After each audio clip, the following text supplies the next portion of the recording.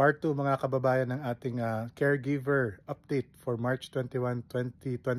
10 days before magbukas ang portal para sa mga home care provider na in Canada workers na tinatawag po. So mahati po yung application sa dalawa. Ang magbubukas po sa March 31 yung mga workers in Canada already. So there's a definition sa workers in Canada. We'll have that on part 3 pero ngayong part 2 pag-usapan muna natin yung pinakamaraming tinatanong at nililinaw yung mga tao. Ano ba yung sinasabing recent and relevant work experience or education? So dito pumapatak yung mga tanong. Kuya Mikmik, nag-aral ako caregiver 10 years ago. Pwede ba ako kasi meron akong education?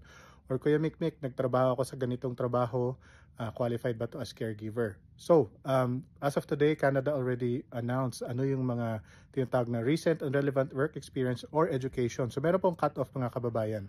Kung kayo ay papasok, ang gagamitin nyo ay work experience, kailangan natin ay 6 months in the last 3 years of recent or relevant work experience. Kung kayo naman po ay papasok dun sa may nag-aral related to caregiving, dapat po nangyari ito within the last 2 years. Ayan po, sana nalinawan tayo dun sa recent relevant work experience for education that would make you qualify for the new caregiver pathway starting March 31, 2025. Ito po si Kuya Mikmik, follow us for part 3.